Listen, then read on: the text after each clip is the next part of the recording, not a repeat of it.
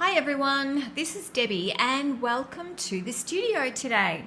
You know, I thought I'd do a really quick video tutorial today on the symbolic beads. So this is actually a class that I created for Donna Cato at craft.edu, which very sadly, of course, is no longer. And I had a few people ask if the tutorial was still available, and it's not through that site, but it is now. So I'm just going to show you how to create these beautiful symbolic beads. So there's two steps to this process. The first thing we need to do is create our molds, and look, you can make your molds out of whatever material you've got on hand for mold making. I simply use scrap polymer clay. It's what I like. I've actually had these molds for about 5 years, I guess, and they're still going great. So for me, the molds are perfect using scrap polymer clay. So let's just very quickly run through the tools and materials we need. Sorry, I'll just bring that one back. And look, there's not many today. It's quite a simple one. You do need to have your molds that you're going to use, tissue blade, we've got a skewer, a smoothing tool, and I've got a ball stylus tool just for texture. Scrap clay, I'm using white clay today. I've got a range of items that I can make some molds from, and I've got I'm using baby powder as my release agent today, and a nice soft paintbrush. So it's pretty simple. I think we may as well just get started. So I'm just going to move these bits out of the way. I don't need my white clay yet because I am just going to start by show you how I make one of these molds just using, I'm going to use a vintage button today that actually came from my Nana's collection. So I'm simply going to roll a ball of clay. Just make sure your clay is not too firm. It should be nice and soft, which this one is getting there. So yeah, and probably make sure you don't have any inclusions, any bits of salt, or you know, something that's quite chunky cooked clay in there, which in my scrap lot I actually do have quite a bit of cured clay. But anyway, we've got this one nice. My mold, of course, is round. Sorry, my item to embed is round, so I'm going to create a round ball of scrap clay. You can see this one, I actually embedded a Barbie hand in the clay. So I created a rectangle of clay to start off with. So depending on what shape you're using, I would use a small section of this one. Just you can create your scrap clay in the shape that your material is. So simple matter of getting this one. I'm just going to put a tiny weeny speck of powder on my button because I don't want it to stick into my clay. This is not sticky clay anyway, but if you're using a clay that's quite sticky, you notice I'm working on a tile so that my clay is going to stick to the tile. When I remove the object, it's going to be nice and easy to remove. So I'm not going to press down too hard or too far, because otherwise I will get ridges right up on the outside of my button, and then it's going to make it quite difficult to cut this off. You'll see what I mean when we get to that step. So let's just gently release that, and we have a beautiful mold here. So it's as simple as that, honestly, and these then get cured in the oven. Sorry, can't pick that up. These then just get cured in the oven and it's ready to use. Don't worry if it cracks around the edges, that doesn't make any difference. As long as you've got a nice clean face, that's all you need to worry about. So have a look around, see what you can find to create some molds. Go ahead and create some, and we're going to get stuck into making our bead. Okay, step 2 of creating our symbolic bead is to start by making our core bead. So this is the way I like to make my core beads. I start with a thin piece of clay. Remember, I'm using white clay, and mine is run through the pasta machine on a number 4 setting. 0 is my thickest. And sorry, you probably just missed that bit because I was doing something else or talking about something else. I just cut a bevel edge in my clay. So I've got a bit of an angle on it, which means it's going to be easier to wrap around my skewer. Now I'm going to create these beads around the skewer because I find that is the easiest way to make them. Once I get started on covering this bead, I don't actually want to be touching it with my fingers. So I will have my skewer to hold on to. So you notice I just rolled it very, very firmly around the skewer, and I'm simply just rolling around and creating a bead the size that I want it to be. I might make this a nice little refined shape today. So I'm cutting a bevel edge on the other side. Let's just roll it up. The reason I do that is because I have a lot less clay to try and blend in. If it was a big jut down, you know, if this clay was a number 1 setting on the pasta machine, I would have a great big kind of step down if I didn't do the bevel edge and if I had very thick clay. Anyway, that's why I do it this way. You will do it the way that you find the easiest to do it. And I'm just going to use my smoothing tool to smooth this over. You can use your fingers, whatever you need to use. So there we are. You don't need to stress too much because we are going to cover it. And see that blue? I'm so messy with my white, seriously. I'm not going to worry about that because I think I'm just going to cover it over. I am going to neaten up the ends. However, I'm happy with the length of this bead as well. It's just going to become a nice tube bead similar to this one, but you'll notice it's thin. It's a lot thinner than this one because I need to lay stuff on the outside. So if you start with something like this, it's going to end up really round, really large diameter. So look, you'll probably get it after the first go or couple of goes. So you need to think about how big you want your finished bead to start off with. All right, so my finished bead is looking very nice. I'm just going to get something to put it into while I'm working with it. So just shape it up so that you're happy with that bead to start off with. I'm ready to start decorating my bead now. I've simply just cut the skewer down so that you can see it. You couldn't see it when I had the long skewer, and I've just got something to embed my skewer into so I don't have to touch my bead. It's not resting on the work surface. It's just going, which means it may get damaged if my clay is quite soft. So it's going to sit here until I've finished, and then it will be cured. So I'm going to start by selecting some molds, and I'm going to start with some of my bigger molds first, and then I'm going to fill it in with some smaller beautiful flowers that I've got in this little one here. So the reason these are called symbolic beads is, I'll tell you the story of the original one actually. It was created for a friend of mine who loves the ocean, she loves fishing, she loves, you know, feeling her feet in the sand. And so I found a whole bunch of charms and shells and bits and pieces that I created the molds from that actually meant something to her. So I had, I think, a foot charm and a bird charm and some shell bits on it. And so the whole bead was ocean themed and it meant something to her.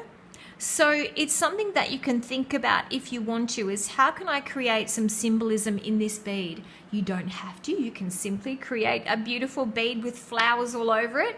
But that was kind of my thinking, the very original first one. Okay, let's get started on doing this. So the very first thing I'm going to do is put a little bit of powder. See that? That's all you need. See this? Don't do that. Because what will happen your powder will create, will fill up the recesses in here, which means you won't get a nice crisp image on your clay. So simply blow it out, and that's all you need. All right, I've got my first ball of clay here, and I'm simply going to just press it onto the work surface, and I'm going to position my mold on top, and I'm going to press it down.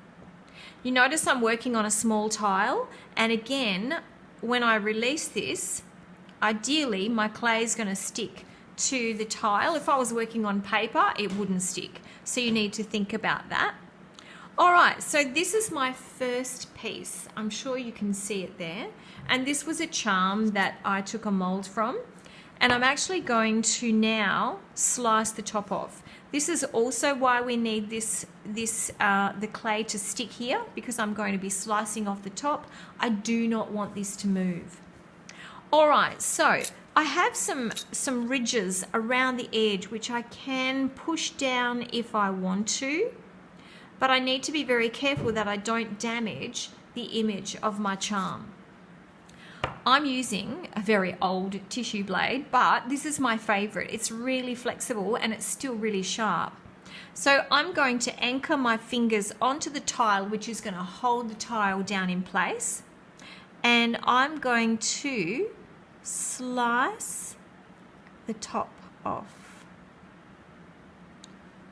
Now, it will take a little bit of practice. Some of you might get it first up. Fantastic, you're awesome. But it might take you a few goes to get a nice clean image with no big lumps and bumps on the underneath. I'll show you one that I wouldn't do. All right, let's just put this to the side.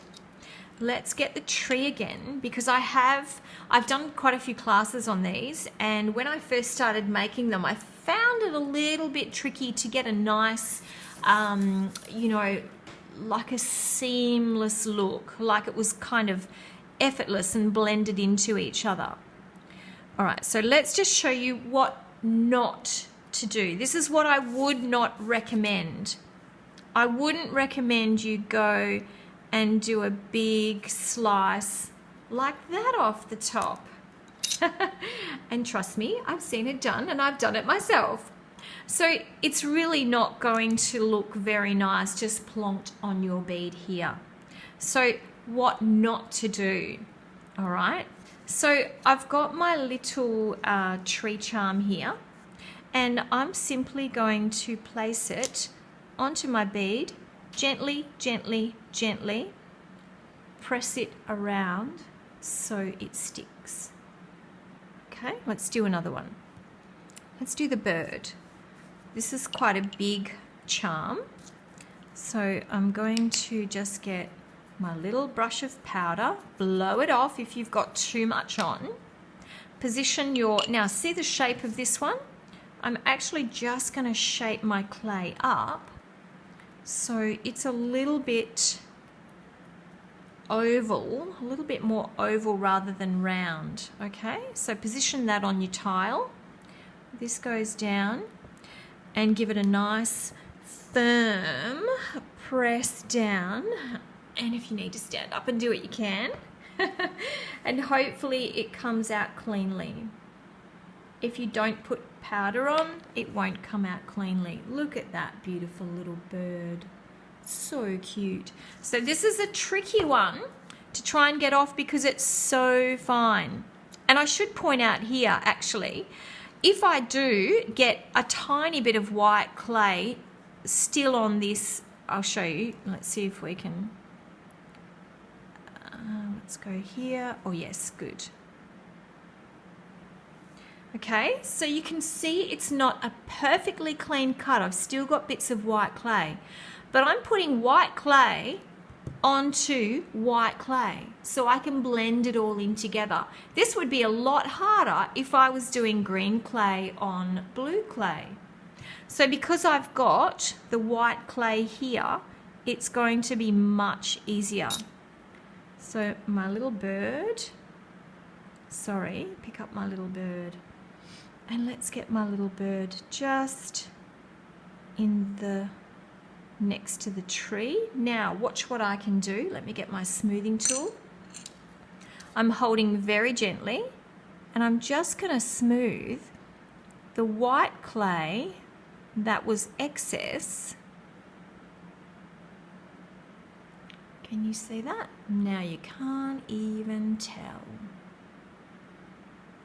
So that's the advantage, and I would highly recommend at least starting with white clay on white clay, or same coloured clay on the same coloured clay.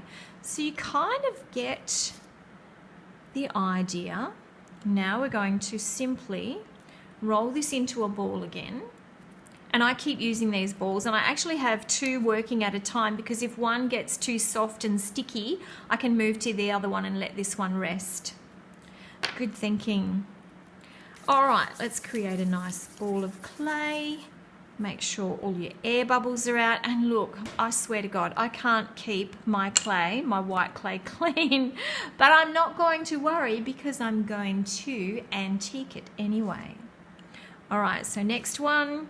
We're going to position that there. I won't actually do all of this bead. I will just show you how I start to put it together, and then we'll come back a little bit, you know, during the process. So this one, release. That's a beautiful little flower. I love this flower. I've used this quite a lot actually. And I'm just going to, like, I don't have to get the whole thing. Look what I've got. A beautiful little slice from the top that's got little bits of gaps in between it. Very, very delicate. All right, let's get this one onto our clay, and we'll pop it right there. And you can see there, we've got 3 little pieces already. So I'm going to continue on, and I'm going to work in images through the rest of the bead. So I'm going to do a few more and come back and show you then. I've got to a point now on the bead where I'm kind of running out of room for some, you know, for the big pieces. So it's time to fill in some of these little gaps. Now, if you can find, I've got one here which is absolutely beautiful. If you can find some tiny flower charms or something like a little stamp that's got some flourishes or something, then you can find some smaller pieces to use to build up, you know, to fill in all those gaps in there. So I'm going to show you this mold was actually created from a very old button that I found at my mum's, and you know what, I can't find the button anymore. Yes, very sad. So it's precious, and I know that I've got 3 separate areas on this button or on this mold that have got tiny little flowers. I'm not even sure if you can see it there, but there's tiny little flowers in there. So I'm going to cut them off individually. So I've got one little one here. So you don't have to actually slice the whole thing off. You can slice off just little portions. And you see there, that's the tiniest, most gorgeous little flower that I can use to fill in these gaps. And if I should happen to overlap over a dragonfly or a butterfly or a bird or my tree, it doesn't really matter. I think that adds to the beautiful, the beauty of the bead, because it kind of just looks more cohesive. Tiny weeny weeny one again. Ooh, so tiny in fact that they just fall off. Let's cover that blue bit up there. So you kind of get the idea. It's a fairly simple process, but I think depending on what molds you use and how you position each little piece onto your bead can dictate what your final product is going to look like. So I'm going to continue on and work those little flowers into all the gaps, and we'll come back after that. my bead is pretty well covered with clay. So I've pretty much got all of the surface that I want to cover. So you can see I've got a couple of, well, I don't know if you can see, actually it's white clay on white clay, but I've got a couple of little dragonflies here that I've left a little bit of a gap around the outside because I want them to be highlighted.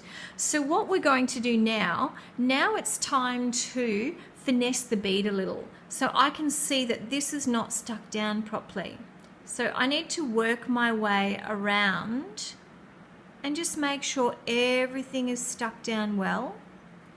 Make sure it doesn't look like it's just plonked on the surface. So we're going to just go around the bead like this and just make sure we're happy with how it's all sitting on the surface.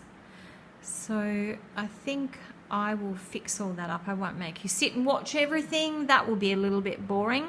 But the other thing you can do is to create some texture.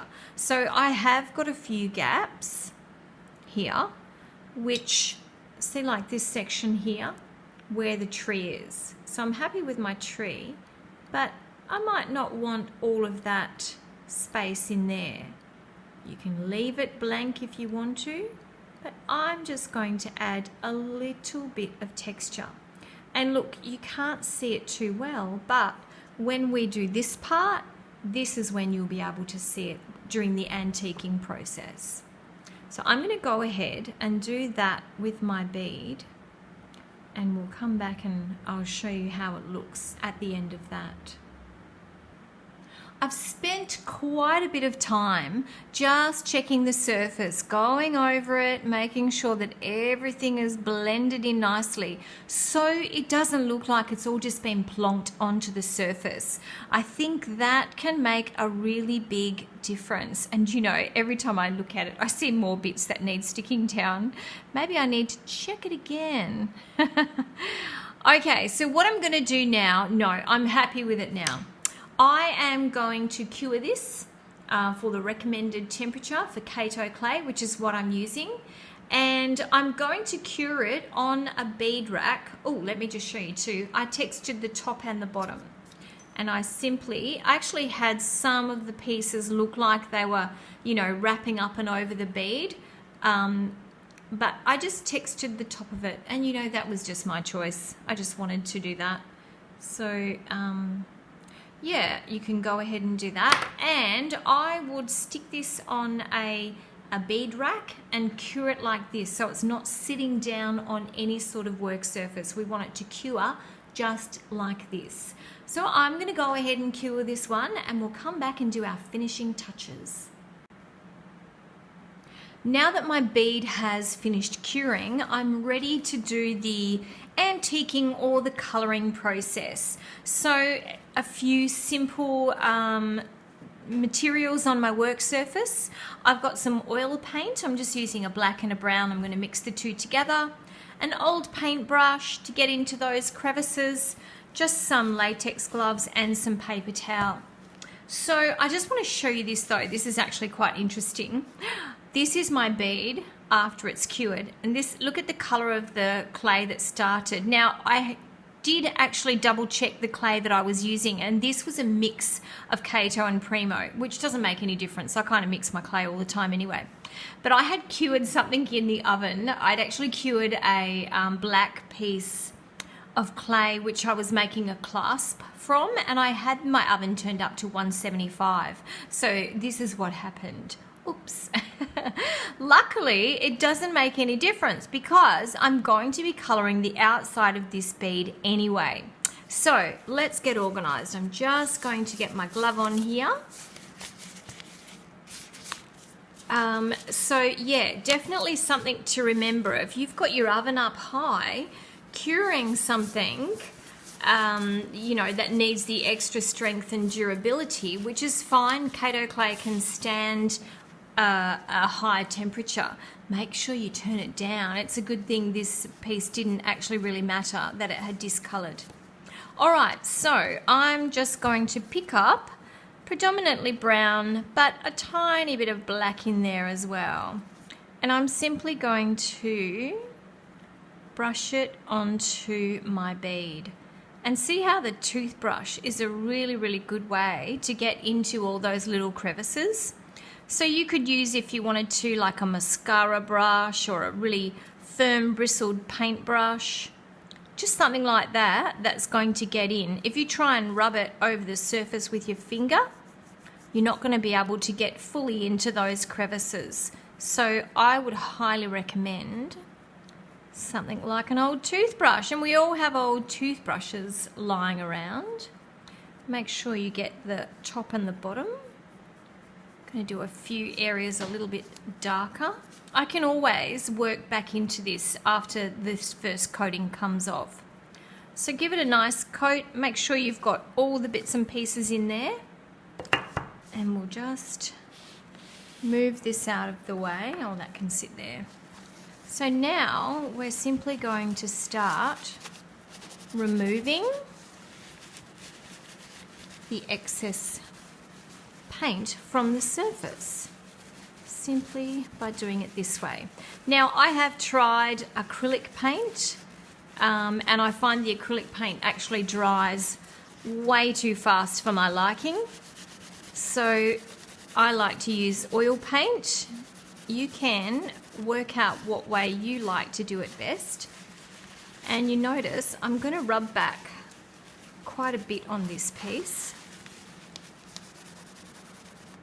And you can see that all my little crevices, it actually shows up the images so much better. So I can see everything much nicer now. So we just want, I'm going to remove most of the, let's just get it off the skewer now. I'm going to go ahead and remove the majority of the paint and just leave those recesses quite heavily loaded with paint.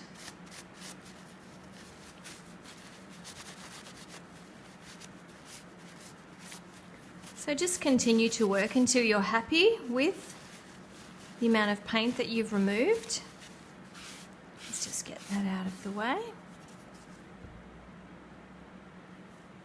And you can see that it just brings everything out so much better. And look how the texture that I did with my ball stylus tool, top and the bottom, you can see, really turns out quite beautiful. So you can continue to work on that until you're happy with the finished look.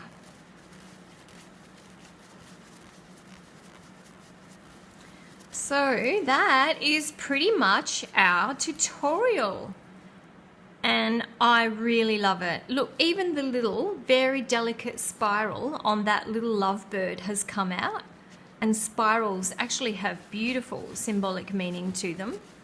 So yeah, I think it's a really beautiful little technique and quite simple, you know, it's not rocket science, that's for sure.